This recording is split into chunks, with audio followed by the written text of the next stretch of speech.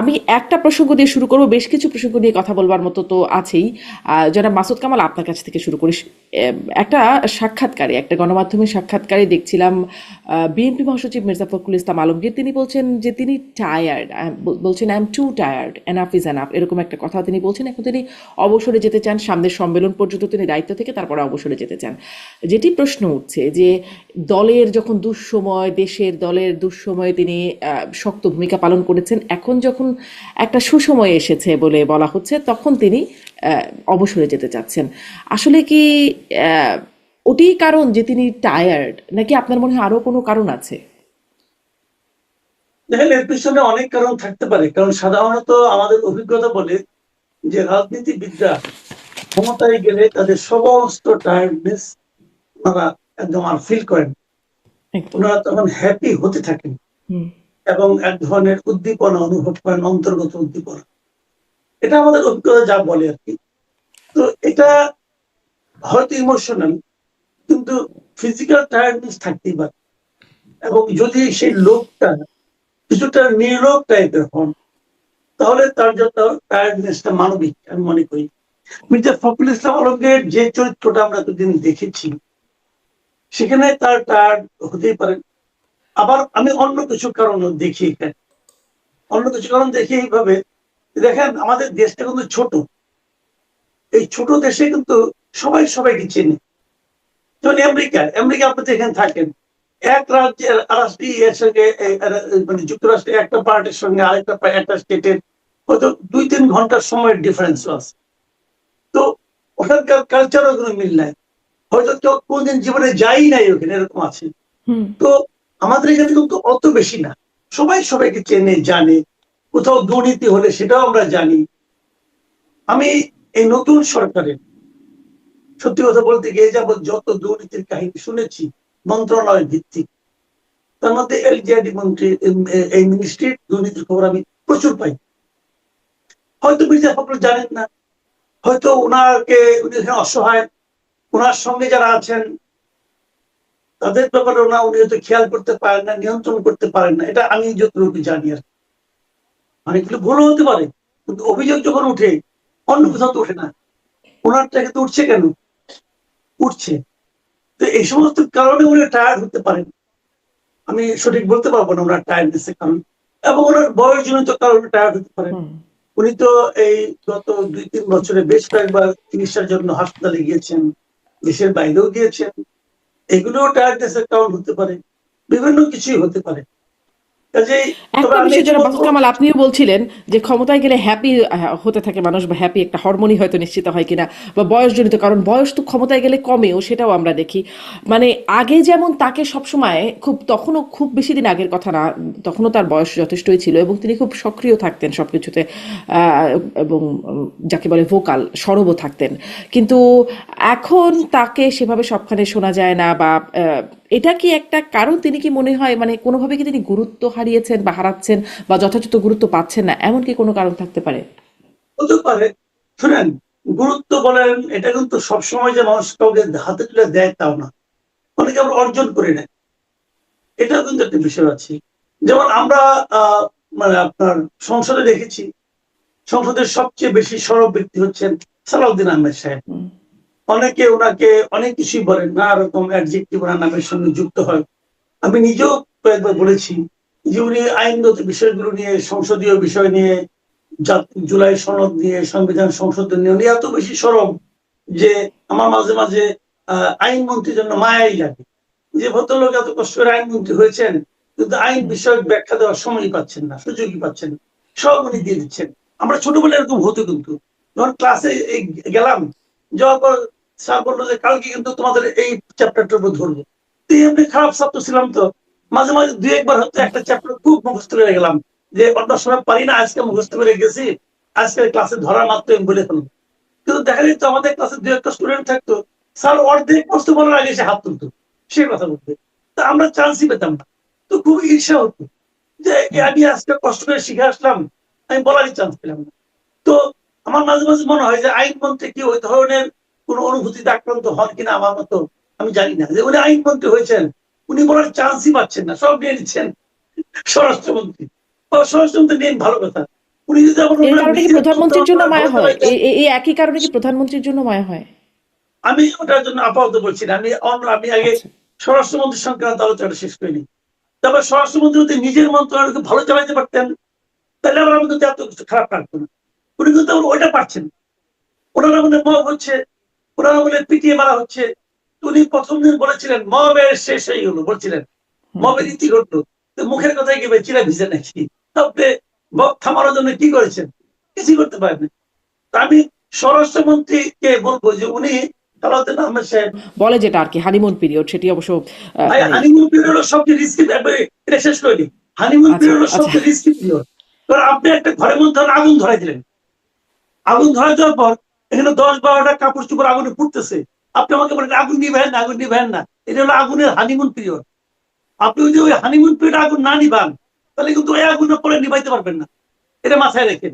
কাজে honeymoon period বলতে কোনো পিরিয়ড নাই। এটা কার আছে জানি না, এটা কে সে করতে বলতে পারবো না। আগুন যা কিছু করার ওই হানিমুন পিরিয়ডে করতে হয়। বিড়াল বিয়ের প্রথম রাতে মারতে হয়। এবার অন্য বস্তু ওনাকে করেন। অনেক ধন্যবাদ জনাব মাসুদ কামাল। ব্যারিস্টার আসাদুজ্জামান ফুয়াদ, আপনার কাছে আসলে এই প্রসঙ্গটা একটু ছোট্ট করে শুনি। আপনার কি কোনো পর্যবেক্ষণ আছে যে মির্জা ফখরুল ইসলাম আলমগীর আহ, এখন কেন টায়ার্ড, এখন কেন অবসরে যেতে চান? ধন্যবাদ। প্রথম কথা তো হচ্ছে যে ফখরুল ভাইয়ের তো আসলে বয়স হয়েছে 77, 78, এবং অনেক অসুস্থতা আছে। ভাবি অসুস্থ, ফ্যামিলির লোকজন অসুস্থ, ছেলেমেয়েরা বিদেশ থাকে, মেয়েরা বিদেশ থাকে। তো আর ক্লান্তির অনেকগুলো কারণ থাকে। ক্লান্তির কারণ থাকে, আমি এটা একান্তই আমার অবজারভেশন। আমি ফখরুল ভাইয়ের সাথে খুবই ক্লোজলি মেশার সুযোগ পেয়েছি বিভিন্ন সময়। রাজনৈতিক বিষয় নিয়ে কথা বলা, মত দ্বিমত, তর্ক বিতর্ক, একই মঞ্চে ভিন্ন ভিন্ন বক্তব্য দিয়েছি। আম, শুধু রাজনীতিতে যে বনেদিয়ানা, ভদ্রতা, বিনয়, লেখাপড়া, কালচার্ড হওয়া, এর এর একটা অনেকগুলো সংমিশ্রণ আছে ফখরুল ভাইয়ের মধ্যে, মির্জা ফখরুল ইসলাম আলমগীরের মধ্যে। যেটা আপনি যদি আওয়ামী লীগের আমলে আশরাফ সাহেবের ভিতরে এই জিনিসগুলো অনেকাংশে ছিল, আওয়ামী লীগের যে সেক্রেটারি ছিলেন। তো এবং আমি তো ওনাকে চিনি না ব্যক্তিগতভাবে, বাট লন্ডনে ওনার সাথে যারা মেলামেশা করেছেন সবাই বলেছেন যে আশরাফ সাহেব অত্যন্ত পড়াশোনা জানা মানুষ ছিলেন, কালচার ছিলেন, কথাবার্তায় ভদ্র বিনয়ী ছিলেন, এটা ওনারা বলেছেন আর কি। তো এখন এইরকম একটা মানুষ যখন আপনার অনেক প্রত্যাশার পরে তো সরকার এসছে, এবং উনি তো দেশে ছিলেন, উনি তো নির্বাসনেও ছিলেন না, বিদেশেও ছিলেন না, গুম হয়ে আরেক দেশেও চলে যান নাই, উনি এখানে ছিলেন, গ্রেফতার হয়েছেন, মানসিক নির্যাতনের শিকার হয়েছেন বারবার। তো সেই রকম একটা জায়গা থেকে উনি ক্ষমতায় আসার পরে যে প্রত্যাশাগুলো ছিল যে এইবার বিএনপি হিস্টোরিকলি ডেলিভার করবে, যে আফ্রিদি মাঠে নামলে আমাদের ভিতরে কিরকম একটা মানে এক্সাইটমেন্ট তৈরি হইতো, আমার মনে আছে আর কি। যে শহীদ আফ্রিদি মানেই হলো 13-14 বল, 20-30টা বল খেলবে, কিন্তু হিউজ 4-6 ছাড়া সে মাঠ থেকে উঠে যাবে না। এই 13 বলে 30, 16 বলে 50 করে আউট হয়ে চলে যাবে। তো সেই রকম একটা এক্সপেকটেশনের জায়গা থেকে সরকার গঠন করে আমার মনে হচ্ছে বিএনপির পারফরমেন্সে এবং বিএনপির যে অ্যাটিটিউড, বিএনপির যেই ডেলিভারি গুলো দিচ্ছে, এগুলো এগুলো ওনাকে অসন্তুষ্ট করছে। উনি ওটার ব্যাপারে সন্তুষ্ট না। And to start with his own ministry, যেটা মাসুদ ভাই বলেছেন যে ওনার যে প্রতিমন্ত্রী আছে, প্রতিমন্ত্রীর এপিএস হচ্ছে সাবেক ছাত্রলীগের নেতা দেখলাম। আপনার চিফ ইঞ্জিনিয়ার করছে এলজিআরডি এর প্রায় 200 কোটি টাকার লেনদেন হয়েছে, জানাজানির পরে 5 দিনের মধ্যে আবার এলজিআরডি এর ইঞ্জিনিয়ারকে চেঞ্জ করতে হয়েছে। এবং আমি ভিতর থেকে শুনলাম, আমাকে একজন সাংবাদিক বলছে যে এলজিআরডি যে মিনিস্টার তিনি জানতেনই না যে এগুলো হচ্ছে। তাহলে দেখা গেছে যে উনি ওনার দলে ওনার কোনো ভিজিবিলিটি নাই। সালাউদ্দিন ভাই অথবা আংশিক আইনমন্ত্রী আসাদ ভাই, ওনারা ওনার ভিজিবিলিটি নিয়ে নিয়েছেন স্পোক্স পার্সন হিসেবে, পার্টি সেক্রেটারি হিসেবে। আর মিনিস্ট্রিতে প্রতিমন্ত্রী সব ওনার যে এয়ার টাইম থাকে, যে আপনারা যেটা এয়ার টাইম বলেন, এয়ার টাইম খেয়ে ফেলতেছে। তো ওনার কোনো এয়ার টাইম নাই। তো এরকম একটা জায়গাতে যখন উনি দেখতেছেন, এখন ওনার জায়গা থেকে দেখলে এটা জীবনের শেষ পার্লামেন্ট হয়তো ওনার। আল্লাহ তাআলা ওনাকে অনেক লম্বা হায়াত বাঁচায় রাখুন, আমার তো কোনো আপত্তি নাই, বাট বাংলাদেশের বাস্তবতায় বলছি আর কি।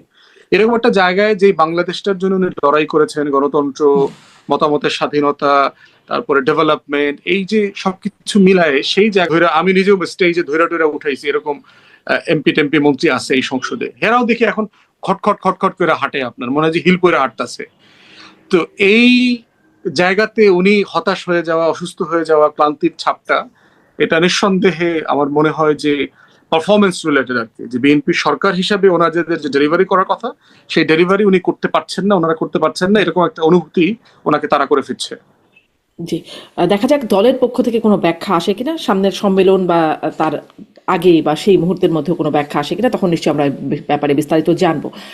ব্যারিস্টার ফুয়াদ, আপনার কাছে একটু এটা জানতে চাই যে আপনি ওই যে বলছিলেন না আফ্রিদির মতো সরকার হবে কিনা, তারা হয়তো 13 বলে 30 বা 16 বলে 50 করে আউট হবার জন্য না, দীর্ঘ মেয়াদি খেলতে যায়, এই জন্যই কি তাদের পারফরমেন্স এরকম?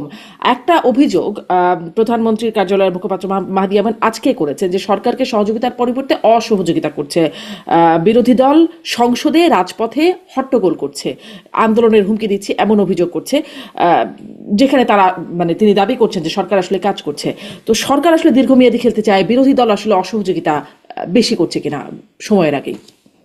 একটা বিষয় দেখেন, যে সরকারি দলের দায়িত্ব হচ্ছে বিরোধী দলের সহযোগিতা নেয়ার পরিবেশ তৈরি করা, নেয়ার জন্য নিজেদেরকে এঙ্গেজ করা। এখন দেখেন, জুলাই সনদ নিয়ে যেই বিষয়গুলোতে কোথাও নোট অফ ডিসেন্ট ছিল না বিএনপির, তেমন বিষয়গুলো কিন্তু বিএনপি এখন আপনার রেটিফাই করবার জন্য অর্ডিন্যান্স গুলো বিল আকারে তুলে নাই। ধরেন মানবাধিকার কমিশন, আপনি আপনার সাথে এগুলো নিয়ে আলোচনা করেছেন, গুম কমিশন, তারপরে ধরেন আপনার জুলাই স্মৃতি জাদুঘর, এরকম অনেক বিষয় ছিল। ইভেন কমিটি মিটিং এও সকল দল একমত হয়েছে যে এইটা এই ফর্মে, এই শব্দে, এই প্রস্তাবটাই উত্থাপিত হবে। 20 মিনিট আগে প্রস্তাবনা দিয়ে পুরা ওলট পালট করে দিল। এখন প্রশ্ন হচ্ছে যে ট্রাস্ট বিল্ডিং এর দায়িত্বটা কার? এখানে ট্রাস্ট বিল্ডিং এর দায়িত্ব হচ্ছে ওয়েস্টমিনিস্টার পার্লামেন্টারি সিস্টেমে সরকারি দলকে সর্বোচ্চ স্যাক্রিফাইস করে এই বিষয়গুলো নিয়ে কথা বলতে হবে। দ্বিতীয়ত দেখেন, যে আপনি যখন বলছেন যে বিরোধী দল সহযোগিতা করছে না, সে জায়গাগুলো আইডেন্টিফাই করা দরকার, যে আপনি আসলে কি সহযোগিতা চেয়েছেন ওনাদের কাছে, যেটা আসলে পান নাই। তো সেখানে তখন যেটা হবে, আমরা যারা বাইরে আছি, আমরা যারা কথা বলছি, রাজনৈতিক কর্মী, আমাদেরও বোঝা দরকার যে বিরোধী দলকেও আমরা এই সমালোচনার মধ্যে আনবো কিনা। কারণ পার্লামেন্টারি ডেমোক্রেসিতে সমালোচনার কেন্দ্র হচ্ছে সরকার, বিরোধী দল না। তো সেই জায়গাতে বিরোধী দলের ফেইলিওর আছে কিনা, যে একটা ন্যাশনাল ক্রাইসিসে যেখানে ঐক্যমতের সাথে ভিত্তিতে একসাথে কাজ করা দরকার ছিল, সেখানে তারা সেটা করছে না, তারা ডিনাই করছে। বরং আমরা মাঝখানে শুনলাম স্পিকার সাহেব বিরোধী দলের প্রশংসা করছে যে এরকম সহযোগিতা আমরা এর আগে দেখি নাই পার্লামেন্টে। তো সেই বাস্তবতাতে আমার মনে হয় ডক্টর মাহদি আমিনকে পরিষ্কার করে বলা দরকার যে সরকার আসলে কোন জায়গাতে সহযোগিতা চেয়েছে, পায় নাই, অথবা কি ধরনের সহযোগিতা চেয়েছে যেটা পায় নাই। বরং আমরা দেখতে পাচ্ছি যে সরকার ট্রাস্ট বিল্ডিং এ সিরিয়াসলি ফেল করছে। জি, আপনি বলছেন যে আস্থা ভঙ্গ, ট্রাস্ট বিল্ডিং এর কথা বলছেন, আস্থা ভঙ্গের কথা বলছেন জুলাই সনদ সহ বিভিন্ন অধ্যাদেশ প্রসঙ্গে, কিন্তু মাহদি আমিনই বলছেন যে জুলাই সনদ সহ 16টি অধ্যাদেশ যাচাই বাছাই করে বাস্তবায়ন করবে, এটা আজকে বলছেন, কিন্তু এটার আগেও এই বিষয়টি মানে গুরুত্বপূর্ণ বা দায়িত্বপূর্ণ ব্যক্তিরা বলেছেন। আপনারা কেন আস্থা এখানে রাখতে পারছেন না যে তারা আসলে যাচাই বাছাই করে বিষয়টা করবে? হয়তো তারা একটু সময় নিতে চান, এই ব্যাখ্যায় কেন আস্থা রাখতে পারছে না বিরোধী দল? না, কিছু বিষয় তো যাচাই বাছাইয়ের জন্য যথেষ্ট সময় আমরা সবাই মিলে ব্যয় করেছি। যেমন এই জাতীয় সনদের অনেকগুলো বিষয় তো আমরা মাসের পর মাস একসাথে বসে কথা বলেছি, এবং সেখানে ডিটেল আলোচনা হয়েছে, ফ্রেমওয়ার্ক নিয়ে আলোচনা হয়েছে, শব্দ বাক্য নিয়ে আলোচনা হয়েছে। তো যেখানে কোনো নোট অফ ডিসেন্ট নাই, সেখানে আপনি নতুন করে কি যাচাই বাছাই করবেন? এবং যাচাই বাছাই করবার জন্য যে বিশেষ কমিটি করলো, ব্যুরোক্রেটদের কাছ থেকে আপনার বিভিন্ন মিনিস্টেরিয়াল মতামত নিয়েছে, সেই মতামতগুলো যদি আপনি পড়েন যে কোন অর্ডিন্যান্সটা কি কারণে আমরা রাটিফাই করবার জন্য তুলছি না, এই কারণগুলোই খুবই সাসপিশিয়াস। যে আওয়ামী আমলের অভিজ্ঞতা থেকে আমরা যে জায়গা থেকে বের হয়ে আসতে চাই, মানবাধিকারকে ফোরফ্রন্টে রেখে একটা রাষ্ট্র বিনির্মাণের জায়গা থেকে, সেখানে কারণগুলো কি? এখানে আইন শৃঙ্খলা বাহিনীর সংবেদনশীলতা কথা বলা হয়েছে। আর ভাই, গুম করে কে? প্রাইভেট সিটিজেন তো একজন একজনকে গুম করে না। প্রাতিষ্ঠানিকভাবে সিস্টেমেটিক ওয়াইড স্প্রেড গুম করে কারা? আইন শৃঙ্খলা বাহিনী করে। আবার আইন শৃঙ্খলা বাহিনীর বিরুদ্ধে তদারকি করবার জন্য বলা হয়েছে মানবাধিকার কমিশন নিজেই সুমোটো তদন্ত করতে পারবে, মামলা করতে পারবে। আপনি কেন বলছেন যে না, এটা তো সরকারি বিভিন্ন প্রতিষ্ঠান জড়িত, প্রশাসনের নির্বাহী বিভাগের অনুমতি লাগবে? তো অনুমতি লাগলে তাহলে আমরা আগের থেকে আগালাম কোথায়? আমরা তো আগের পিছনের জায়গায় চলে গেলাম। তারপরে হচ্ছে আপনি টেলিকমিউনিকেশন আইন সংশোধন করা হয়েছে, একটা প্রভিশন অ্যাড করা হয়েছে যে আপনি এনটিএমসিএল একটা সংগঠন আছে, প্রতিষ্ঠান আছে, আপনি জানেন, যারা মনিটরিং করে। মনিটরিং এর একটা ইন্টারন্যাশনাল ফ্রেমওয়ার্ক আছে যে রাষ্ট্রের প্রাইভেসি, ব্যক্তির কনফিডেন্সিয়ালিটি, প্রাইভেট লাইফ বনাম রাষ্ট্রের নিরাপত্তা, এখানে কোথায় কোথায় বাউন্ডারি থাকতে হবে, সেখানে 600-র উপরে এই যে রিলেটেড গুম, মানবাধিকার কমিশন, টেলিকমিউনিকেশন আইন, এগুলো সবকিছু মিলে 600-র উপরে ন্যাশনাল ইন্টারন্যাশনাল এক্সপার্টদের সাথে কনসালটেশন করা হয়েছে। এই কনসালটেশনে বর্তমান আইনমন্ত্রী, সাবেক আপনার অ্যাটর্নি জেনারেল থেকে শুরু করে গুরুত্বপূর্ণ ব্যক্তিরা ইনভলভ ছিলেন, বিএনপির আইনজীবীরা ইনভলভ ছিলেন। তাহলে সাডেনলি আপনি কেন বলছেন যে আপনার আরো যাচাই বাছাই করতে হবে? বলছেন যে অধিকতর ভালো বিল করবেন, ফাইন। এখন তো এটার মানে কি বর্তমান বিলটা মোটামুটি ভালো, তা আপনি আপাতত মোটামুটি বিলটা, ভালো বিলটা পাশ করে ফেলেন না, এরপরে আপনি আবার বাজেট অধিবেশনটা যাক, আপনি উইন্টার সেশনে আবার নতুন সংশোধনী জি প্রস্তাব করেন। জি তাহলে একদম আপনি স্পষ্ট ট্রাস্ট ব্যাস বিল্ডিং আফওয়ার। এর জন্য তো এটা করতে হবে। ট্রাস্ট বিল্ডিং এর জন্য আমাদেরকে দেখা দরকার যে আপনি জাতির কাছে যেটা ওয়াদা করেছেন এটার ব্যাপারে আপনি সিরিয়াস, এবং জি আপনি বিকল্পটা হাজির করেন যে জাতির কাছে ডিবেটের জন্য, বিতর্কের জন্য। জি আমি জনাব মাসুদ কামাল আপনার কাছ থেকে একটু শুনতে চাই, এই যে অধিকতর যাচাই বাছাইয়ের জন্য ভবিষ্যতের জন্য তুলে রাখছে, এই বিষয়টা আপনার কাছে কেমন মনে হচ্ছে? আসলে কি আস্থা ভঙ্গের জায়গায় এখনই চলে গেছে সরকার? সরকারের এই অজুহাতটা আমার কাছে হাস্যকর লেগেছে। এবং আমার কাছে মনে, আপনার আমাকে একটা কথা বলেন, যে যেটা ফুয়াদ ভাই বললেন, আমি ওই মানবাধিকার কমিশন নিয়ে কথা বলি, এই একটা প্রসঙ্গ নিয়ে আলোচনা করি, যেহেতু উনি এটা দিয়ে শেষ করলেন, আমি এটা কি বলি। 2009 সালে মানবাধিকার কমিশনের একটা আইন করেছিল শেখ হাসিনা সরকার, 2009 সালে। তারপরে 2025-এ এসে এটাকে অধ্যাদেশ আকারে অন্তর্বর্তীকালীন সরকার কভার করেছে। এই সংসদে 2025-এর এই যে অধ্যাদেশটা, এটাকে রহিত করা হয়েছে। রহিত করে তারা বলেছে আবার যে তারা অধিকতর যাচাই বাছাই আরো শক্তিশালী করে তারা আরেকটা করবে। ভালো কথা, সেটা খুব ভালো লাগলো। তো কোথায় কোথায় শক্তিশালী করবে সেটা নিয়ে কিছু কিন্তু বলে না। আরো যাচাই বাছাই কবে শেষ করবে সেটাও কিছু বলে না। নতুন বিলটা কবে আনবে তাও কিছু বলে না। তারপরে তারা আবার আমাদের সান্ত্বনা দিচ্ছে এই কথা বলে, যেহেতু এটাকে রহিত করা হলো, তাহলে মাঝখানের সময়টা দেশে মানবাধিকার কমিশন থাকবে না, তা তো হতে পারে না। অতএব 2009-টাই চলবে। তাহলে 2009-টা এবং 2025-এরটা আপনার পাশাপাশি রাখেন। আমরা আমি নিজে ব্যক্তিগত অন্তর্বর্তীকালীন সরকারের অনেক কিছু সমালোচনা করি, আবার অনেক কিছু প্রশংসা করি। যে কোনো প্রশংসা করি তার মধ্যে একটা কিন্তু মানবাধিকার কমিশন অধ্যাদেশটা আমার কাছে এটা পছন্দ হয়েছে। কারণ আমার পছন্দ অপছন্দ এটা তো একটা কম্পারেটিভ ব্যাপার। আমি যখন 2009-এর সঙ্গে তুলনা করি, 2009-এর সঙ্গে তুলনা করলে 2025-এর এটা অনেক অনেক অনেক ভালো। এই অনেক ভালোটাকে আপনি রহিত করতেছেন, করে আপনি পচাটাকে আবার জীবিত করতেছেন। তাহলে কি সে কি দাঁড়াবে ভাই? তার মানে আপনার নিয়তের গন্ডগোল আছে ভাই, আপনার নিয়তটা খারাপ। আপনি চান না যে মানবাধিকারটা, মানুষের যে মানবাধিকার আছে এটা আগের চেয়ে একটু বেশি হলেও সমুন্নত হোক, এটা আপনি চান না। শেখ হাসিনার মনে মানবাধিকার দুরবস্থা ছিল, ওইটা আপনার পছন্দ, সেটা তো আপনি বলেই দিলেন তো আপনার কি পছন্দ। তাহলে এই আপনার এই পছন্দটা আমার পছন্দ না ভাই। আমি তো এতে প্রচন্ড ভাবে আনহ্যাপি, এবং আমি মনে করি যে এত এত মানে হাস্যকর ভাবে ওনারা লজিক দেন, ওনারা ধরেই নিয়েছেন এদেশের মানুষ কিছু বুঝে না, এদেশের মানুষ সব অকাট মূর্খ, সব জ্ঞানী জায়গায় সংসদে বসছে, ওই 215 জন না কয়জন, ওনারা সবাই জ্ঞানী, আর আমরা সব হলো গিয়া মানে ভাত টাত খাই না, দুর্বা ঘাস খাই। এত তো সমস্যা রে ভাই। হ্যাঁ, এটা কি সালাউদ্দিন সাহেবের জ্ঞান, আইনমন্ত্রীর জ্ঞান, নাকি সম্মিলিত জ্ঞান? বলতে পারলাম না। একজনের জ্ঞান হয় তাহলে একজনকে আমি সমালোচনা করবো, আর সম্মিলিত জ্ঞান হলে সম্মিলিত ভাবে সমালোচনা করবো। তাদের যে একটা যুক্তি, ধরেন তারা সন্ত্রাস বিরোধী আইন সেটিকে পাশ করে ফেলেছে, যেই আইনে আসলে আওয়ামী লীগকে নিষিদ্ধ করা হয়েছে সেটি পাশ করে ফেলেছে, এবং তারা কিন্তু বলছে, মানে সরকার বলছে যে এটিকে আরো সংশোধন করবার সুযোগ সামনে থাকবে, পাশ করে এটি বলছে। মানে একই যুক্তিতে যেই আইনগুলো আর কি, যেটি ব্যারিস্টার ফুয়াদও বলছিলেন যে ভালো আইন ভালো পাশ করে ফেলে ভবিষ্যতে তো যাচাই বাছাই করে আরো উন্নত করবার সুযোগ থাকবে, সেই একই যুক্তি যেটি সন্ত্রাস বিরোধী আইনের ক্ষেত্রে দিচ্ছে, ওইগুলোর ক্ষেত্রে অন্য আইনগুলোর ক্ষেত্রে প্রযোজ্য হচ্ছে না কেন, বা অন্য আইনগুলোর ক্ষেত্রে প্রযোজ্য না হলে সন্ত্রাস বিরোধী আইনের ক্ষেত্রে প্রযোজ্য হচ্ছে কেন? এর কি ব্যাখ্যা আছে মাসুদ কামাল? আমার কাছে অনেক কিছুর ব্যাখ্যা নাই। যেমন সন্ত্রাস বিরোধী আইন, যেটা আমি সন্ত্রাস বিরোধী আইনকে একটা কালো আইন মনে করি। এটাই হাসিনা সরকার করেছিল, কালো আইন করেছিল, বিরোধী দলকে দমন করার জন্য কালো আইন করেছিল। অন্তর্বর্তীকালীন সরকার সেখানে ব্যক্তির সঙ্গে সত্তাকে যুক্ত করেছে। সত্তা যুক্ত করা মানে নিয়ন্ত্রণ হলো কোনো পলিটিক্যাল পার্টিকেও আদালতের মাধ্যমে যাতে নাকি নিষিদ্ধ করা যায়, এই ধরনের ওরা সত্তা যোগ করেছিল এবং সত্তা যোগ করে আওয়ামী লীগের বিরুদ্ধে বিচার করবে বলে বলেছিল এবং বিচার করার কারণে যতদিন বিচার না হয় ততদিন আওয়ামী লীগের কর্মকাণ্ড স্থগিত রেখেছিল। মূল ঘটনা এটা। আমি এই আইনটাকে অ্যাবসলিউটলি একটা কালো আইন মনে করি, যে এই ধরনের আইন থাকা পুরো সভ্য দেশে, পুরো গণতান্ত্রিক দেশে এই ধরনের আইন থাকা উচিত না। আপনি দেখেন এই আইনের ব্যবহারটা কি, সিম্পল উদাহরণ দেবেন, অত আমি তাত্ত্বিক আলোচনা যাচ্ছি না। এই আইনের ব্যবহারটা কি? এই যে আমাদের সাংবাদিক যে কটা ধরা হয়েছে, ধরেন আনিস আলমগীর, মঞ্জুর আলম পান্না, এই যে আবু আলম শহীদ খান, এদেরকে ধরা হয়েছে এই আইনে ধরা হয়েছে। শওকত মাহমুদ, এদেরকে এই আইনে ধরা হয়েছে। কিন্তু কিছু একটা করলো, সন্ত্রাস বিরোধী আইনে ধরে দিল।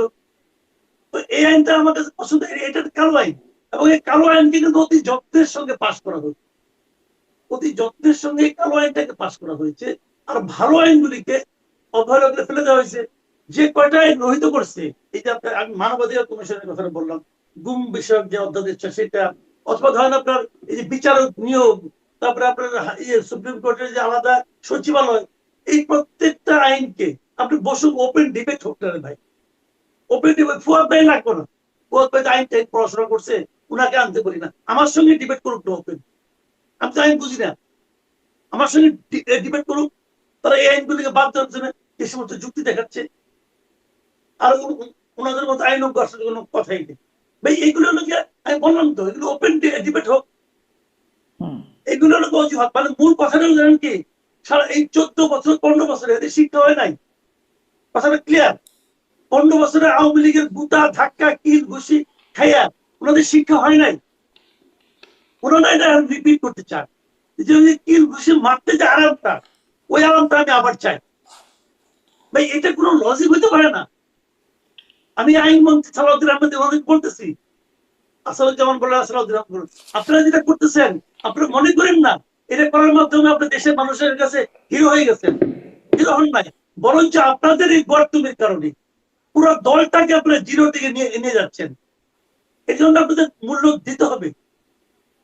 জি, আমি ব্যারিস্টার ফুয়াদ আপনার কাছে একটু সন্ত্রাস বিরোধী আইনটা প্রসঙ্গে জানতে চাই। যে আমার আরেকটি অনুষ্ঠানে মাসুদ কামাল বলেছিলেন এটি কালো আইন, এখন সংসদে যেভাবে পাশ করা হচ্ছে সেটাতে অমোচনীয় মানে কালো বানিয়ে ফেলা হলো বা কুচকুচে কালো করে ফেলেছে আইন পাশের মাধ্যমে। আপনার কাছে একটু জানতে চাই, আপনি একজন আইনজ্ঞ এবং আইনজীবী, ফলে এই যে বিচার হবার আগ পর্যন্ত স্থগিত, মানে আওয়ামী লীগ বাদ দিয়ে আমি শুধুমাত্র আইনের জায়গাটাতে এই বিষয়টা জানতে চাই, বিচার হওয়ার আগেই একরকম শাস্তি, এটি কি আসলে মানে যদি মানবাধিকার, সংবিধান, আমাদের যে প্রচলিত আইনের রীতিনীতি তার সাথে যায় বিচারের এখানে দুইটা ডিফারেন্ট কোশ্চেন আর কি। একটা হচ্ছে যে আপনি গণ অভ্যুত্থান, আওয়ামী ফ্যাসিবাদ, এই বাস্তবতায় আওয়ামী লীগ কোশ্চেন কিভাবে ডিল করবেন। আমি আপনার শোতে বহুবার বলেছি, কংগ্রেশনাল হিয়ারিং এর মডেল, আমি পৃথিবীর 6-7টা মডেল আপনাকে তুলে ধরেছিলাম। তার ভিতরে কোনোটা ছিল না যে নির্বাহী আদেশ দিয়ে আপনি আওয়ামী লীগ নিষিদ্ধ করবেন, এটা ওখানে ছিল না। তো আমি বোধ করি যে আওয়ামী লীগ কোশ্চেন ডিল করতে হবে। যারা বাংলাদেশের এই বিপর্যয়টা করেছে গত 17-18 বছর, তাদেরকে রাজনৈতিক বিচারিক একটা প্রক্রিয়ার মধ্যে একটা জবাবদিহিতাতে আনতে হবে, এবং সেটা নির্বাহী পদ্ধতিতে না। ছাত্রলীগকে যখন নিষিদ্ধ করা হয়েছিল, আমি এটাকে একটা সন্ত্রাসী সংগঠন মনে করি ব্যক্তিগতভাবে, কিন্তু রাষ্ট্রীয়ভাবে এই সংগঠন নিষিদ্ধ করার পক্ষে আমি তখনও ছিলাম না। এটা কমিটি করা হোক, তদন্ত করা হোক, আপনি এটাকে কি কি কাঠামোগত ফৌজদারি অপরাধ ব্যক্তি এবং দল করেছে সেটাকে আইডেন্টিফাই করতে হবে। দেখেন, আপনি যেখানে থাকেন, 9/11 এর সময় যে ঘটনাগুলো ঘটে গেছে এবং যে আইনগুলো আমেরিকাতে পাশ হয়েছে, হোমল্যান্ড সিকিউরিটি থেকে শুরু করে পেন্টাগনে, এবং যে পরিমাণ মানবাধিকার লঙ্ঘন আমেরিকার মতো দেশ, ইউরোপিয়ানরা করেছে সারা দুনিয়াতে, তাদের এত শক্তিশালী কাঠামো থাকার পরেও, বিচারিক কাঠামো থাকার পরেও, তারাই তো গুয়ান্টানামো বে করেছে, তারাই তো বাগরাম এয়ারপোর্টে, কাবুলে, তারপরে বাগদাদে হাজার হাজার লক্ষ লক্ষ মানুষকে মানবাধিকার লঙ্ঘন করেছে। এবং এই প্রক্রিয়ার জন্য কিন্তু তারা সারা দুনিয়াতে সমালোচিত হয়েছে। ইংল্যান্ডে আমার নিজের এক্সপিরিয়েন্সে আমরা দেখেছি যে সন্ত্রাস বিরোধী আইন। অতএব এই যে ওই যে 9/11 এর কাঠামোতে যে আইনগুলো তৈরি হয়েছে সারা দুনিয়াতে, সবগুলো আইনই যার যার দেশে কিন্তু ব্যাকফায়ার করছে, ভালো হয়নি। আপনি দেখেন আমাদের সন্ত্রাস বিরোধী আইনটা কোন কাঠামোতে তৈরি হইতে পারতো, যেমন ধরেন এখানে একটা জঙ্গি পনা তৈরি হচ্ছে, অথবা হুজি, অথবা আব্দুর রহমান বাংলা ভাই মডেলে তৈরি হচ্ছে, অথবা চিটাগং হিল ট্রাক্সে বিভিন্ন জনগোষ্ঠী আমাদের স্বাধীনতা, সার্বভৌমত্ব, লঙ্ঘন করবার চেষ্টা করতেছে, সশস্ত্রভাবে আমাদের বিরুদ্ধে যুদ্ধ করতেছে, এইরকম ফেনোমেনাগুলোকে আপনি এখানে ডিল করতে পারেন। তা ডিফাইন করতে হবে। পলিটিক্যাল পার্টি অথবা পলিটিক্যাল এন্টিটি, সে যতই ফ্যাসিস্ট হোক, তাকে আপনি ওই কাঠামোতে ডিল করতে পারেন না। অথবা এখানে লিগাল ফ্রেমে ফান্ডামেন্টালি প্রবলেম আছে। আপনি আওয়ামী লীগ কোশ্চেন অথবা জামাত কোশ্চেন ডিল করতে গিয়ে আপনি কাঠামোগতভাবে একটা ভুল আইনের আশ্রয় নিচ্ছেন। কিন্তু অতএব বিরোধী সেই দলরা বিরোধিতা করলো কোথায়? মানে এই যে সংবিধান মানে এটি যখন পাশ হলো সংসদে তখন না, ওই যে বিষয় যেটা হয়েছে কি আপনার মানে আওয়ামী লীগ প্রশ্নে তো সবাই এক হয়ে গেছে, আওয়ামী লীগ প্রশ্নে তো সবাই একমত, কিন্তু প্রশ্ন হচ্ছে কাঠামোগত পার্থক্যের ব্যাপারে যে একটা পরিশ্রম করে এই কাজটা করা, এই যে কমিশনের দিকে যাওয়া, হিয়ারিং। আমি রিসেন্টলিও বলেছি যে এখন তো সংসদ আছে, আমরা আওয়ামী লীগ কোশ্চেন ডিল করবার জন্য অল পার্টি পার্লামেন্টারি কমিটি করি না কেন, স্ট্যান্ডিং কমিটি করি, একটা ডিল করি। এবং যদি প্রয়োজন হয় এখতিয়ার দেওয়ার জন্য পার্লামেন্টারি কমিটির সাথে আপনি পার্লামেন্টের বাইরের এক্সপার্টদেরকেও নেন, মানবাধিকার এক্সপার্ট, লয়ার, ইন্টারন্যাশনাল, যদি কোনো ব্যক্তিকে এখানে ইনভলভ করতে চান এটা করেন। কিন্তু এই ইস্যুটা হিলটাকে অ্যাড্রেস করতে হবে, কারণ এই 17 বছরের একটা সিরিয়াস হিলিং দরকার জাতির ভিতরে। শত শত মানুষ, হাজার হাজার মানুষ গুমের খুনের শিকার হয়েছে। এটাকে সিরিয়াসলি আপনার মানে ওয়াইপ আউট করার সুযোগ নাই যে আপনি করবেন। কিন্তু এই টোটাল কাঠামোতে যেটা হয়েছে না, একটা চেরি পিকিং হয়েছে। আপনি যেখানে থাকেন ওখানে খুব ওয়াইডলি ইউজ ফ্রেজ যে এই কোন বিলটা আলোচনা হবে, কোন বিলটা হবে না, কোনটাতে কতটুকু সময় দিবেন না, এইটা খুব ভালো হয়নি। সময়টা কম আসছে আপনার, পার্লামেন্ট কিন্তু অনেক দেরিতে বসছে, আপনার বসার আবার 30 দিনের মধ্যে এগুলো শেষ করতে হবে। তো এই জন্য আমি বিভিন্ন শোতে প্রস্তাব করেছিলাম যে পুরো জুলাই জাতীয় সনদটাকে একটা সিঙ্গেল বিলে পাশ করে ফেলেন, 2 লাইনে সিম্পলি একটা বিল এনে সনদটা পাশ করেন। করলে যেটা হচ্ছে যে আপনার একটা সেশনে 30 দিনের ভিতরে পাশ করার যে বাধ্যবাধকতা, এটা আপনি শেষ করে ফেললেন। করে তারপরে আপনি আবার বিল টু বিল প্রস্তাবনা, যেখানে অল্টার করা দরকার, যেখানে আপনার সংশোধনী দরকার, বিকল্প বিতর্ক দরকার, সেটা আপনি করেন। তখন আপনি লম্বা সময় নিয়ে সেশনে করতে পারতেন। কিন্তু এখন যেটা হয়েছে, 133টা অধ্যাদেশের ভিতরে প্রায় 30-35টা অর্ডিন্যান্সে সিরিয়াস বিতর্ক দরকার ছিল, যে বিতর্কটা হয়নি। তার ভিতরে আপনি যেটা এখন রেজ করেছেন এইটা একটা। এরকম অনেকগুলো বিষয় ছিল যেটা আমরা বোধ করেছিলাম যে আলোচনার জন্য লাইমলাইটে আসবে, কিন্তু সেটা আসে নাই। এবং আমরা আশা করব যে সংসদ এটা নিয়ে আলোচনা করবে কোনো না কোনো ফর্মে এর পরে। জি, আপনি গুরুত্বপূর্ণ বিলের কথা বলছেন। আমি এই সংসদের প্রায়োরিটি নিয়ে একটু পরে কথা বলতে চাই, আরেকটু কথা বলতে চাই। কিন্তু এই যে আওয়ামী লীগ প্রসঙ্গে আপনাদের দুজনের কাছে আরেকটু এটা জানতে চাই যে মানে নতুন রকমের কথাবার্তা তো আছে, যেটি আসলে কথাটা নতুন না, পুরনোই, যেটি রিফাইন্ড আওয়ামী লীগ প্রসঙ্গ আসছে। ব্যারিস্টার ফুয়াদ, আমরা দেখলাম যে যাদের নাম আলোচনায় ছিল রিফাইন্ড আওয়ামী লীগের ক্ষেত্রে, তাদের ক্ষেত্রে এক রকমের একটা পরিণতি, মানে তারা গ্রেপ্তার হলেন, জামিনে বেরিয়ে গেলেন। বাকি নেতারা গ্রেপ্তার হলে নেতা কর্মী বা আওয়ামী লীগের সাথে কোনো রকম নামগন্ধ আছে এরকম অনেকে গ্রেপ্তার হয়ে জেলে আছেন, তাদের বের হবার কোনো নামগন্ধ নাই, অপরাধ করুক বা না করুক জেলখানায় আছেন। কিন্তু ইনারা দুজন মানে আমি বলছি সাবের হোসেন চৌধুরী, শিরিন শারমিন চৌধুরী, তারা জেলখানায় গেলেন এবং খুব দ্রুত সময়ের মধ্যে জামিনে বের হয়ে চলে আসলেন। এখানে আসলে কি হচ্ছে, আপনার ব্যাখ্যাটা কি? আপনি আইনজীবী এবং ভেতরের রাজনীতিবিদ হিসেবে ভেতরের অনেক কিছু জানেন। সবাই তো আর চৌধুরী না যে তাড়াতাড়ি বেল পাবে, তাই না? আপনার নামে অবশ্য চৌধুরী আছে, এখন শিরিন শারমিন চৌধুরী, সাবের হোসেন চৌধুরীর সাথে চৌধুরী আছে। হতে পারে যে ওনারা চৌধুরী নামের কারণে একটা বেনিফিট পেয়েছেন আইনের উপরে গিয়ে আর কি। দেখেন, এই আলোচনাগুলো তো আমরা করেছি। আপনার আরেকটা বিষয় হচ্ছে, আওয়ামী লীগের লোকজন প্রায় বলে যে আমাদের হাজার হাজার লোক জেলে টেলে আছে। জুলাইয়ের মামলায় যারা গ্রেফতার হয়েছিল তাদের 70 থেকে 80% বেইলে বের হয়ে গেছে। ইতিমধ্যে এটা নিয়ে দেখবেন প্রচুর আলোচনা সমালোচনাও হয়েছে। এখন প্রশ্ন হচ্ছে, জুলাইয়ের মামলাটা কিন্তু একটা বিশাল অংশের ব্যবসা বাণিজ্য পরিণত হয়েছে। প্রচুর দেখবেন শিরিন শারমিন চৌধুরীর মতো একটা মানুষ, নিজে ঠিক মতো হাঁটতে পারে না, মোটা সোটা, এই লোকটা যাত্রাবাড়ি গেছে খুন খারাপি করতে, বলেন মানে মানে একটা মানে মানে মানে স্টুপিডিটিরও তো একটা প্র্যাকটিক্যাল লেভেল থাকতে হবে। যেই মানুষটা সিঁড়িতে উঠতে উঠতে মানে হাঁপায়া অজ্ঞান হয়ে যায়, মানে আপনি তার তো অনেক রাজনৈতিক ক্রাইম আছে। সে একটা ভোট ছাড়া সংসদের সদস্য ছিল, স্পিকার ছিল, ট্যাক্স পেয়ারদের টাকা নিয়েছে, আপনি তাকে ভৎসনা করতে পারবেন। কিন্তু ফৌজদারি অপরাধের ফ্রেমে আনতে হইলে তো স্পেসিফিক এভিডেন্স লাগবে। এবং আপনার সত্ত্বেও আমি এর আগে সালমান এফ চৌধুরী থেকে শুরু করে যাদের কি গ্রেফতার করা হয়েছে, মানে তাদের মামলা, তাদের অপরাধ আছে দেখবেন। মাশরাফি, সাকিব আল হাসানরেও দেখবেন খুনের মামলায় দিচ্ছে, অথচ সাকিব আপাত মস্তক একটা ফাইন্যান্সিয়াল ফ্রড, প্রপার টাউট। ওর বিরুদ্ধে দেখবেন কোনো ফ্রডের মামলা নাই। আপনি শেয়ার বাজারে দুর্নীতি করা, তারপরে জুয়ার বাজারে দুর্নীতি করা, গোল্ড স্মাগলিং এর সাথে ইনভলভ থাকা, এই সব কিছুর বাইরে দেখবেন তারাই খুনের মামলায় দিয়ে দিচ্ছে। মানে এই এই দুষ্টামিগুলো আমাদের কাছে খুবই অদ্ভুত লাগতেছে, এবং এটা আইনের শাসনের পরিপন্থী। আমরা বারবার বলেছি যে ক্রিমিনাল কেসেস রিভিউ কমিশন, আপনার এখানে সাথে বলেছি যে এই মিথ্যা মামলার ইনস্টিটিউশনাল সলিউশন হওয়া দরকার, ক্রিমিনাল কেসেস রিভিউ কমিশন করা দরকার।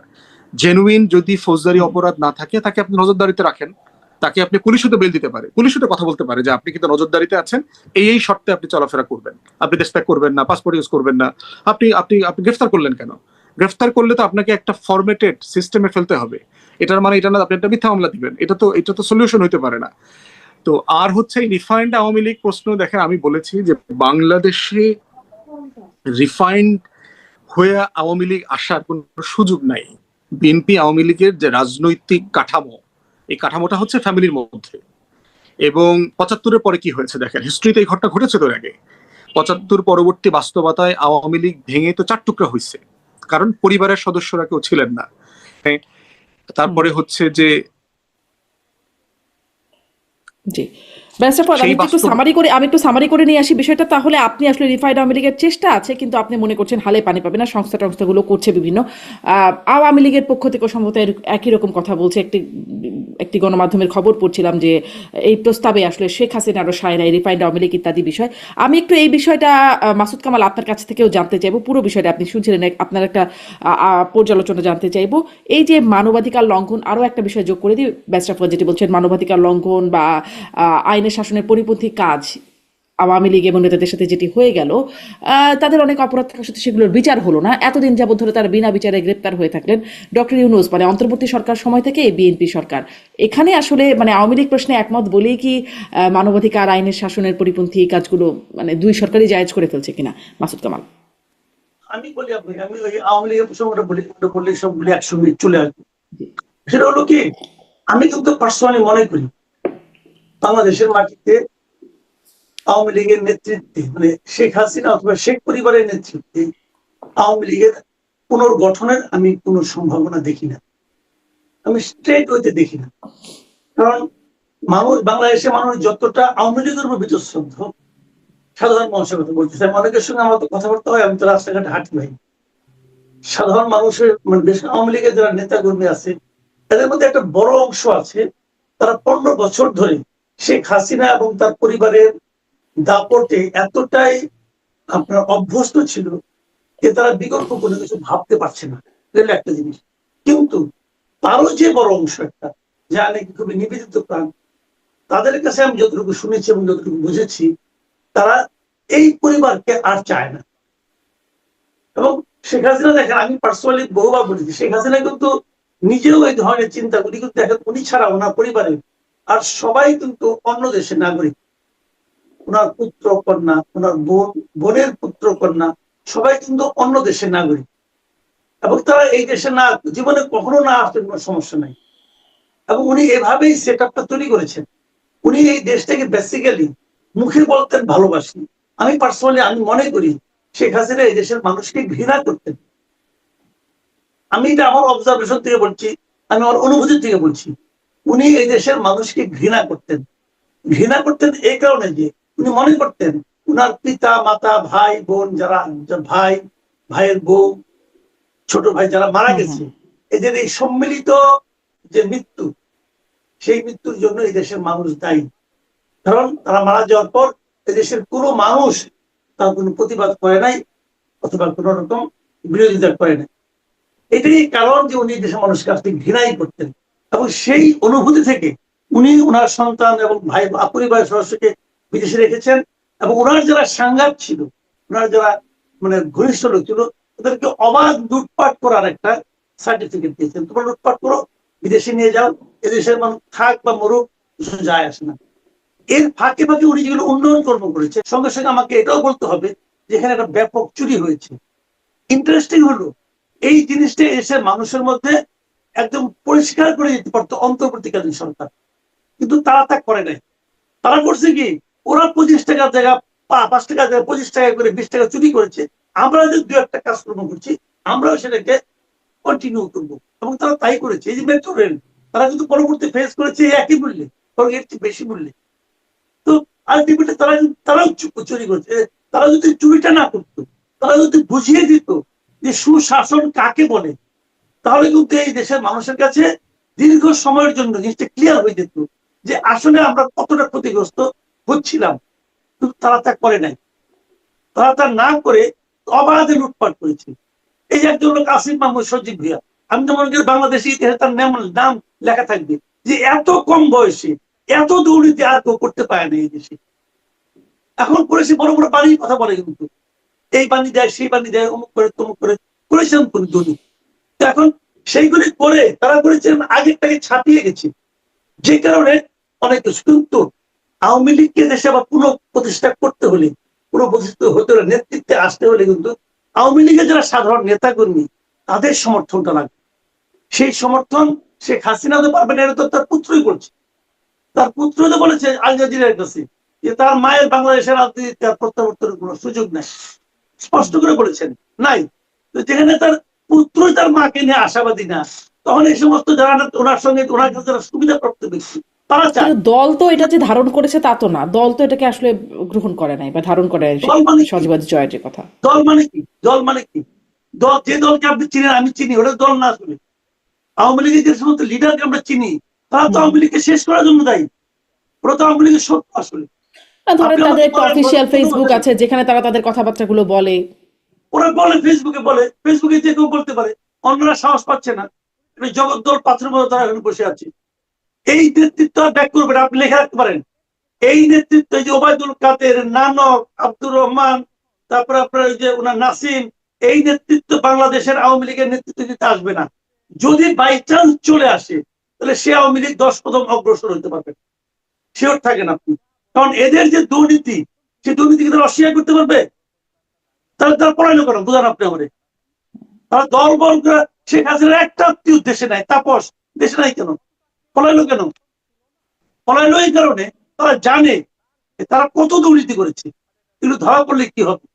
কই আওয়ামী লীগের, আমি তো বলি আওয়ামী লীগের এখনো কোটি কোটি সমর্থক আছে, তারা তো পলায় নাই। তারা এই দেশে আসে না, তাদের অনেকে জেলে আসে না, আছে জেলে, রাজনীতি করতে আসে জেলে, কে যাবে না? বিএনপি লোকজন জেলে যায় নাই, সবাই কি পলাই গেছে নাকি? তো পলাই গেছে কারণ তার দুর্নীতির সমস্যা আছে।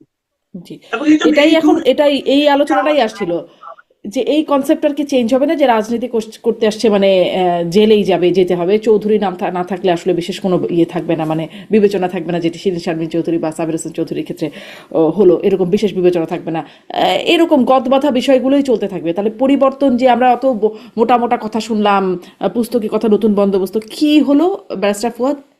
ভাই আমি একটা কথা বলি, পরিবর্তন বলেন, সংস্কার বলেন, পরিবর্তন সংস্কার কাকে বলে? আপনি বইয়ের মধ্যে কি পরিবর্তন করলেন, কি লেখলেন, কি না লেখলেন, ওইটা কি পরিবর্তন? ওইটা কি সংস্কার? ভাই সংস্কার আসলে করতে হবে মানুষের। মানুষের সংস্কার করেন আপনি। আমি আপনি মুসলমান, আমরা কোরআন শরীফ মানি না, একই তো কোরআন শরীফ। ফুয়াদ ভাই যে কোরআন শরীফ মানে, আমি যে কোরআন শরীফ মানে, আপনি যে কোরআন শরীফ মানেন, কোনো পার্থক্য আছে? কোনো পার্থক্য নেই। একই গ্রন্থ, একই ধর্মগ্রন্থ, এটাই আমাদের জীবন আদর্শ। তা আপনি আর আমি কি এক মুসলমান? ফুয়াদ ভাই আমি কি এক মুসলমান? নাই কেন? ডিফারেন্সটা কোথায়? বইয়ে না, ডিফারেন্সটা হলো ব্যক্তিতে, চরিত্রে। সেই জায়গাটা চেঞ্জ করেন। আওয়ামী লীগের গঠনতন্ত্র 96 যা ছিল, আওয়ামী লীগের গঠনতন্ত্র এখনো তাই আছে। 96 গঠনতন্ত্র নিয়ে আওয়ামী লীগ এতগুলো আসন পাইছে, ক্ষমতায় গেছে। এখন আর প্রপার ইলেকশন হলো, গঠনতন্ত্র নিয়ে আওয়ামী লীগ জিততে পারবে? পারবে না। কেন পারবে না? কারণ লোকগুলি পারবে না, আগের লোকগুলি কর্মকাণ্ডের জন্য পারবে না। মানুষ ইম্পর্টেন্ট। আপনি জুলাই সংস্কার করবেন, অনেক বড় সংস্কার করে ফেলেছেন আপনি। যে লোকগুলি আসছিল ভাড়াটে লোকজনগুলো, আর কই এখন? আলিদেশ কই? মহিন হায়দার কই? জাতির জ্ঞান দিয়ে গেছে, বই দিয়ে গেছে, তারা থাকে না কেন? যে বই দিয়ে গেছে ওটা আমাদের বুঝাক, না বুঝিয়া উড়াল দিল কেন? লোক ইম্পর্টেন্ট। ওই মুখে মুখে ইবলিস যদি বলে যে তুমি এটা করো, ওটা করো, ওটা করো, তাতে কিন্তু কাজ হয়ে যায় না। লোকটা তো ইবলিস ভাই। আপনাকে এই জিনিসটা মাথায় রাখতে হবে। মানুষ যদি মানুষের সংস্কার না হয়, তাহলে আপনি গ্রন্থের সংস্কার করে কিচ্ছু করতে পারবেন না। শেখ হাসিনা তার বোনকে নিয়ে সব জায়গায় যাইতো, ওই সংবিধান খারাপ, ওই সংবিধানকে ছুঁড়ে ফেলতে হবে, কত ডায়লগ দিচ্ছে। ওই সংবিধানে কোথাও লেখা আছে যে প্রধানমন্ত্রী তার বউকে রাষ্ট্রীয় প্রোটোকল দিবে? লেখা আছে? নাই তো। দিত কিভাবে? এটা ব্যক্তির সমস্যা, এটা ব্যক্তির সমস্যা। শেখ হাসিনা যে সংবিধান নিজের সুবিধা মতো বানাইছে, সে নিজেই কি ওই সংবিধান মানতো? মানতো না তো। এখন যে সংসদে প্রতিদিন সংবিধানের কথা বলা হচ্ছে, সংবিধান মানি, সংবিধান মানি, এটা করা যাবে না, সংবিধান নাই, ওটা করা যাবে না, সংবিধান নাই। নাই, ভালো কথা। তো সংবিধান তো এখনো আছে, ষষ্ঠ তফসিলে এখনো স্পষ্ট করে লেখা আছে যে সে জাতির পিতা হলো বঙ্গবন্ধু শেখ মুজিবুর রহমান। এই সরকার একদিনের কথা উচ্চারণ করছে সংবিধান মানে? একদিনও করছে?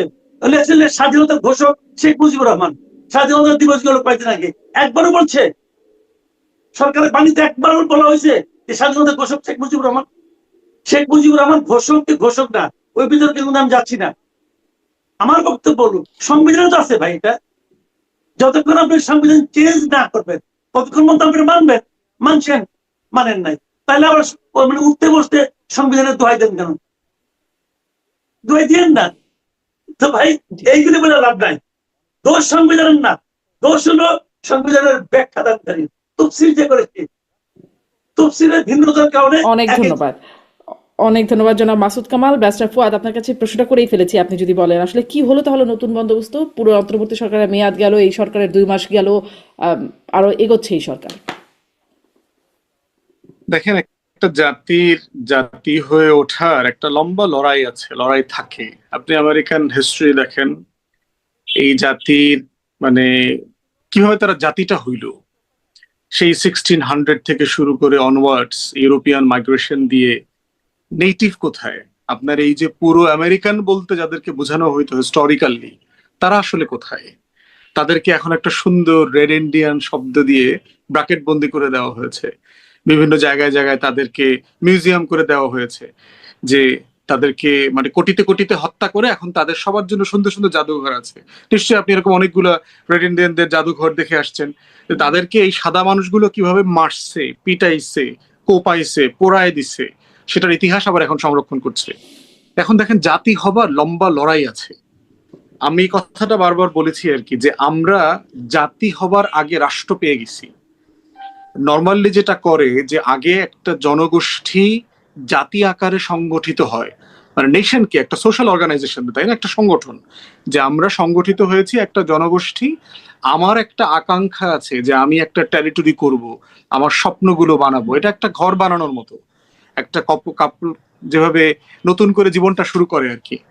এখন আমাদের, আপনি স্কটিশ ইন্ডিপেন্ডেন্স দেখেন, এই যে স্কটিশ ইন্ডিপেন্ডেন্সের জন্য 2-3 বার রেফারেন্ডাম হয়ে গেছে। আপনি যেখানে থাকেন তার উত্তর পাশে কানাডার যে ফ্রেঞ্চ স্পিকিং কর্নার আছে, তারা আপনার বেশ কয়েকবার ফ্রাঙ্কোফোনিয়া স্টেট হবার জন্য রেফারেন্ডাম করেছে। 49, 48, 47-এ তারা বারবার হেরে গেছে। তাহলে দেখেন, এই ফ্রাঙ্কোফোনি কেনেডিয়ানদের, তারা কিন্তু একটা জাতি, বা তার রাষ্ট্র নাই। স্কটিশরা দেখেন, দেয়ার নেশন, তার রাষ্ট্র নাই। আমাদের বাড়ির পাশে দেখেন তামিল জনগোষ্ঠী, কয়েক হাজার বছরের ইতিহাস আছে, সে একটা জাতি কিন্তু তার রাষ্ট্র নাই। তারপর দেখেন কুর্দি জনগোষ্ঠী, ব্রিটিশরা ফ্রেঞ্চরা মিলে 4 টুকরা করে দিয়ে গেছে, 1 টুকরা ইরাকে, 1 টুকরা ইরানে, 1 টুকরা সিরিয়াতে, আর 1 টুকরা তুরস্কে, 4 টুকরা করে দিয়ে গেছে। বাট কুর্দি, তারা কিন্তু একটা নেশন, বাট তার রাষ্ট্র নাই। আমাদের সংকটটা হয়েছে, আপনি বাই অ্যাক্সিডেন্ট একটা রাষ্ট্র পেয়ে গেছেন, কিন্তু নেশনের যে সলিডারিটি তৈরি করতে হয়, ইন্টিগ্রিটি তৈরি করতে হয়, সেই ইন্টিগ্রিটিটা অ্যাজ এ নেশন আমার তৈরি হয় নাই। দেখেন, আমরা অনেক বিষয় নিয়ে কথা বলি, বলেন তো সকল বাংলাদেশি সবাই একমত এমন একটা বিষয় আছে কিনা আমার জাতিতে? একটা বিষয় খুঁজে বের করেন তো, যে আমরা একটা বিষয়ে সবাই একমত, এইরকম সোনার বাংলায় কোনো টপিক নাই। তাহলে আপনি জাতি হইলেন কিভাবে? জাতি মানে তো একটা ন্যাশনাল ক্যারেক্টার তৈরি করতে হয়, সেট অফ ভ্যালু সিস্টেমে আমরা সবাই একমত। এবং দেখেন, আমাকে ওই একজন সাংবাদিকের গল্পটা বলেছে, একজন ফ্রেঞ্চ জার্নালিস্ট দেশে ঘুরতে আসছে, তো তাকে জিজ্ঞেস করছে যে তোমাদের জাতীয় ফুল কি? তো সে বলছে শাপলা, লোটাসের কথা বলছে। তো সে শাহবাগে গেছে, তোমাদের ফ্লাওয়ার মার্কেট কোথায়? তো শাহবাগে গেছে। তো শাহবাগে তো নিশ্চয়ই আপনারা সবাই গেছেন, ফুল টুল কিনছেন, আপনাকেও কিনে দিছে। শাহবাগে কি আমাদের জাতীয় ফুলটা পাওয়া যায়? ওইখানে খুঁজে ওইটা পায় নাই, কি বলছে ওইটার জন্য ভেজিটেবল মার্কেটে যাইতে হবে। ওইটা হইল মানে সবজির বাজারে পাওয়া যায়। আপনি সোনার বাংলা বুঝতে পারতেছেন যে আমরা একটা জাতীয় ফুল বানাইছি যেটা ফুলের মার্কেটে পাওয়া যায় না, ওইটা সবজির বাগানে পাওয়া যায়, এবং ওইটা আমরা চিংড়ি মাছ দিয়ে রান্না করে খাই। এটা হইলো আমার ফুল, আমার জাতীয় মাছ, যেই মাছটা এই সোনার বাংলায় 90% লোক কিনে খাইতে পারে না, সেটা আমার জাতীয় মাছ। মানে একজন ইংলিশম্যান আমাকে জিজ্ঞেস করছিল, ওই যে আপনার লন্ডনে যখন ওই যে কাঁঠালের সিজন যখন আসে, তখন একজন আমার এক ইংলিশ কলিগ জিজ্ঞেস করতেছে, এত ফল থাকতে এই অদ্ভুত কিমাকার লুকিং একটা ফল, why is your national fruit? আমি কোনো উত্তর দিতে পারিনি। মানে এগুলো বলছি না যে এটা করাটা অন্যায় হয়েছে অথবা বাদ দিয়ে দেওয়া উচিত, মানে আমরা বলছি যে একটা জাতির জাতি হয়ে ওঠার যে ন্যাশনাল ক্যারেক্টার তৈরি করতে হয়, এইটা এই রাষ্ট্রের যারা পূর্বপুরুষ যারা ছিলেন, আমাদের যারা জাতীয় নেতা ছিলেন, ওনারা কোনোদিন এটা চেষ্টা করেছেন বলে মনে হয়নি। ওনাদের হিস্ট্রি, ওনাদের বক্তব্য, ওনাদের লেখাজোখা তো আমরা পড়েছি, সেখানে আমার কাছে মনে হয়েছে যে এইটাকে সবাই একটা ক্ষমতার বাটোয়ারা, একটা পিজার টুকরা চাইছেন সবসময়, এবং সেটা তারা পাইছেন। কিন্তু একটা জাতি গঠন করতে হয়, একটা নেশনের 1000 বছরের স্ট্রাগল লাগে। আমার স্ট্রাগলটাকে 9 মাসে এখনো আমি একটু সামারি লিমিট করে করে এখানে আসি, ফেলেছি। এখনো কি পিৎজার টুকরার পিছনে ছুটছেন রাজনীতিকরা? হ্যাঁ, আমরা সবাই তো মোরাললেস ক্ষমতার পিছনে দৌড়াচ্ছি না। মানে মানে আমাকে তো ফেরেশতা মনে করার কোনো কারণ নাই তো ভাই। আমিও তো এই দেশের এমপি মন্ত্রী হইতে চাই, মানে আমি তো এই দেশের পিজার টুকরা চাইতো। এখন এই যে পিজার টুকরাটা চাওয়ায় কোনো দোষ নাই, কিন্তু আপনার মাথায় রাখতে হবে যে আপনার পিজার টুকরাটার হজম করার ক্যাপাসিটি আপনার আছে কিনা, এইটা আপনি খেয়ে ফিট থাকতে পারবেন কিনা, এইটার যে চর্বি, এইটা চিজ এত পরিমাণ পেটে গেলে আপনার মাসুদ কামাল ভাইয়ের মতো প্রেশারের ওষুধ খাইতে হবে কিনা, পরের দিন সকালে প্রেশার মাপতে হবে কিনা, হাইটা ওই কলা ভবন কলা বাগান থেকে আপনার কিন্তু মাসুদ পর্যন্ত কামাল ভাই তো সেই এনটিভির পিৎজা স্টুডিও খেয়ে পর্যন্ত চর্বি হাইটা খায় নাই, তাই না? মানে এটা আমাদের ন্যাশনাল ক্রাইসিসের কথা বলছে। মানে আমার কাছে মনে হয়েছে যে আমরা একটা নেশন হবার জন্য আসলে সবাই খুব বেশি চেষ্টা করি নাই, বাট এট এ টাইম একটা জাতির জন্য, ধরেন আমার তো রাষ্ট্র প্রকল্প শুরু হয়েছে 40-এর দশকে, আমার তো রাষ্ট্র প্রকল্পের বয়স 80 বছর, পাকিস্তান রাষ্ট্র, বাংলাদেশ রাষ্ট্র সব মিলাই যদি ধরেন। তো আমার মনে হয় যে এখনো হতাশ হবার মতো জায়গা হয়নি। আমার মনে হয় যে এটা একটা লম্বা লড়াই, আমরা সবাই মিলে এই জাতি তৈরি হওয়া স্টেটকে, রাষ্ট্রটাকে বিনির্মাণ করবার একটা লম্বা লড়াই চলছে, এবং এটা চালিয়ে যেতে হবে, এটার মধ্য দিয়ে রাষ্ট্র হবে।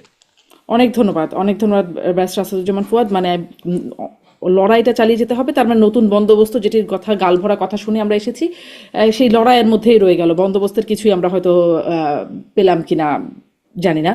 আর আমি যেটা নিয়ে কথা বলতে চাচ্ছিলাম, আজকে আর কথা বলার সুযোগ হলো না, হয়তো আমাদেরও প্রায়োরিটিতে সমস্যা হয়ে গেল। দেশের যে সংকটগুলো এখন চলছে, জ্বালানি সংকট, এই বিষয়গুলো সংসদেও প্রায়োরিটি পাচ্ছে না, মানে সবখানেই প্রায়োরিটির অভাব হচ্ছে কিনা। যেন মাসুদ কামাল, আপনার কাছে একদম খুব সামারি করে একটা 2 লাইনে শুনতে চাই একটু। এগুলো তো প্রায়োরিটি পাচ্ছে না, প্রায়োরিটি পাচ্ছে না, জ্বালানি তেল প্রায়োরিটি পাচ্ছে না।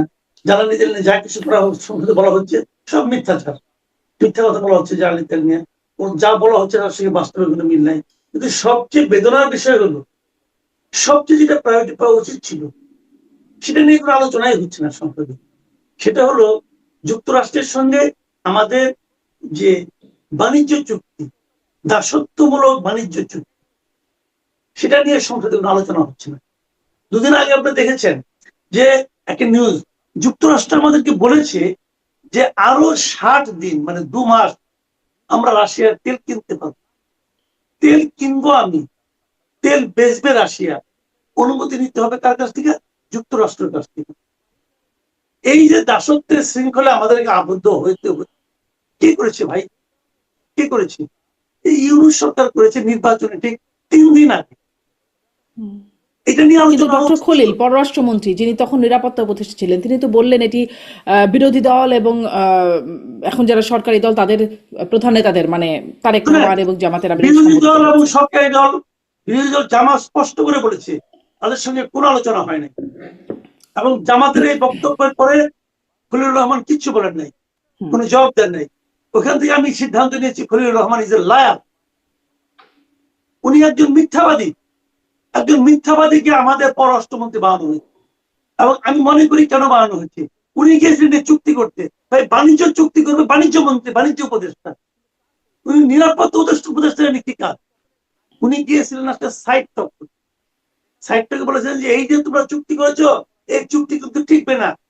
এই চুক্তি টেকানো একমাত্র পদ্ধতি হলো আমার পররাষ্ট্রমন্ত্রী বানাও, অথবা আমাকে কোনো গুরুত্বপূর্ণ ক্যাবিনেটে মন্ত্রী হিসেবে পাঠাও, এবং যুক্তরাষ্ট্রটাকে সেখানে পররাষ্ট্রমন্ত্রী হিসেবে। যুক্তরাষ্ট্র চাইলে হয়, যুক্তরাষ্ট্র না চাইলে আমি তেল কিনতে পারি না।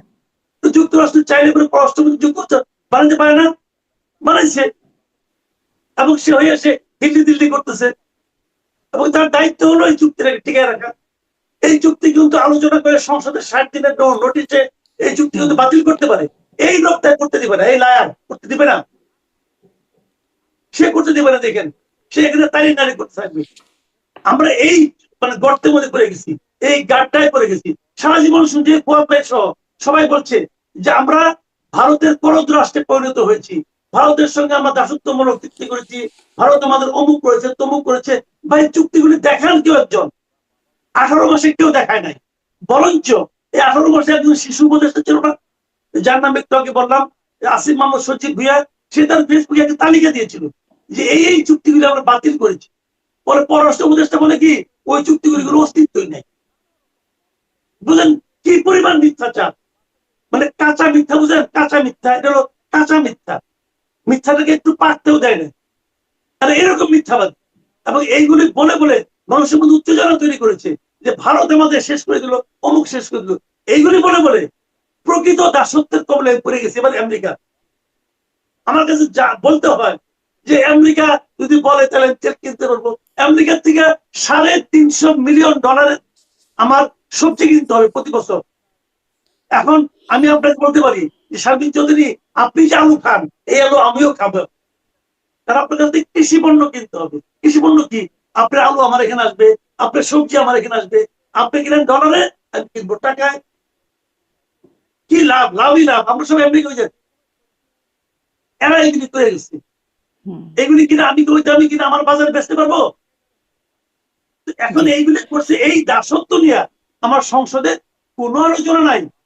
ওই শান্তি আর শান্তি, ওই একমাত্র আলোচনার বিষয় যে কিভাবে আমি এই মানবাধিকার যে কমিশনের যে অধ্যাদেশটা, এটা কত খারাপ ছিল, এর চেয়েও ভালো একটা 2009-টা, অর্থাৎ ওইটাকে এটা এস্টাবলিশ করে।